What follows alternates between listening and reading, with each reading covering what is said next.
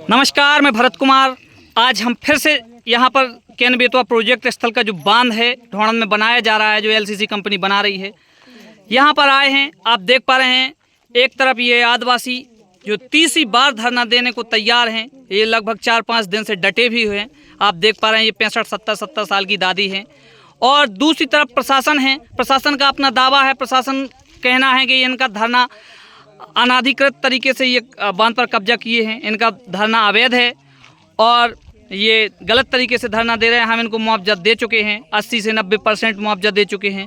जो 10-15%, 20% मुआवजा रह गया है वो प्रक्रियाधीन है।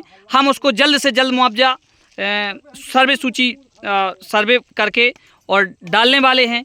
लेकिन प्रशासन के उलट इन लोगों का दावा है कि हमारे लगभग 30 से 40% मकान ऐसे हैं कि जो पटवारियों ने जानबूझकर कम आके जिनकी कीमत बाजार मूल्य में 8 से 10 लाख रुपए थी, लेकिन एक्चुअल इन लोगों को 1,50,000 या 30,000, 40,000 इस तरीके से इनका उपहास उड़ाया गया और मजाक बना दिया। जो अगर इनका कहना है कि हम अगर इस मकान के पत्थर निकाल के छतरपुर में बेचें या बाजार मूल्य में बेचें तो हमारे पत्थर लगभग 5 लाख रुपए के बिक जाएंगे। तो ये बात मेरी समझ से परे है।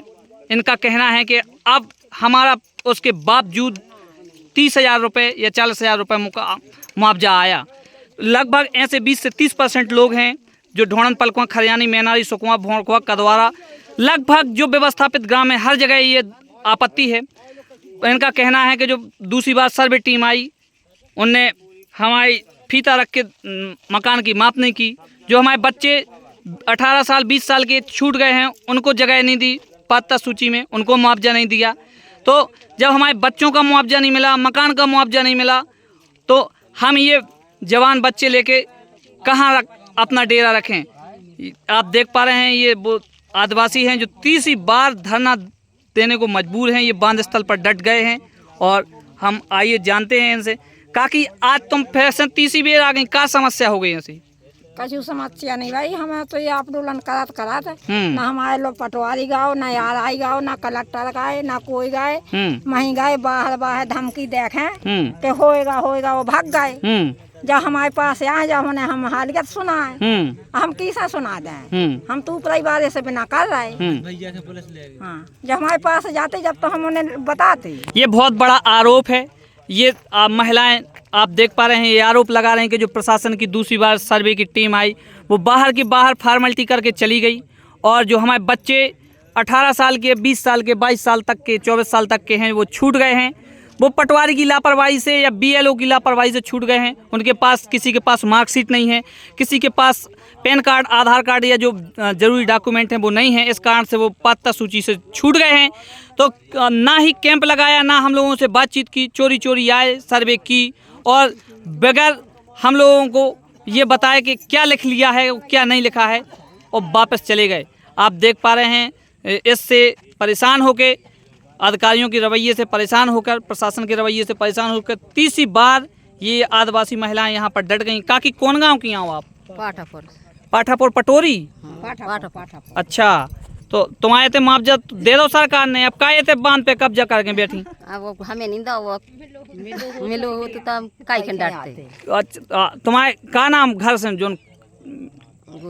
गोरीलाल। उन्हें मिलो है मुआवजा? हाँ, न लड़का कितने साल के हैं गोरीलाल?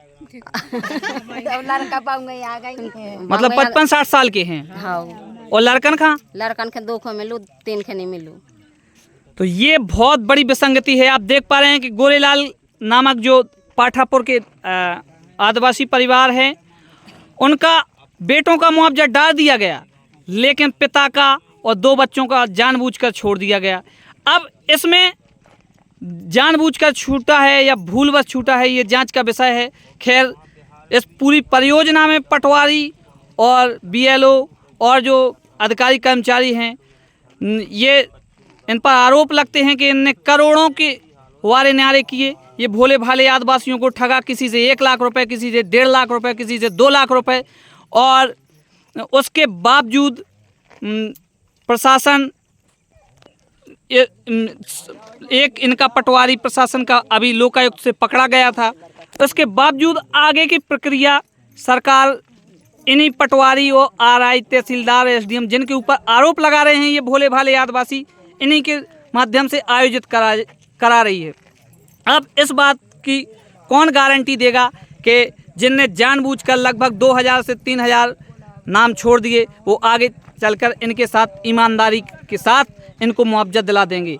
आप देख पा रहे हैं बेचारे ये भूखे प्यासे सीधे साधे लोग हैं जो यहाँ बांध पर डट गए हैं इस आस से कि कोई तो आएगा और हमारे साथ न्याय करेगा।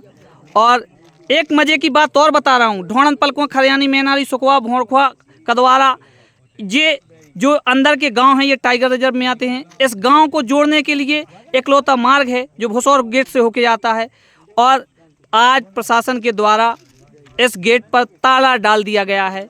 ना कोई बाहर जा पा रहा है, ना कोई अंदर आ पा रहा है और मीडिया पूर्णतः प्रतिबंधित है।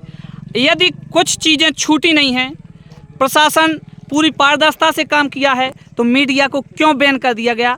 ऐसी क्या चीज़ें हैं जो मीडिया के माध्यम से लोगों तक बाहर निकल के आ जाती, ये मेरी समझ के परे है। आप देख पा रहे हैं सरकार के रवैये से ये लोग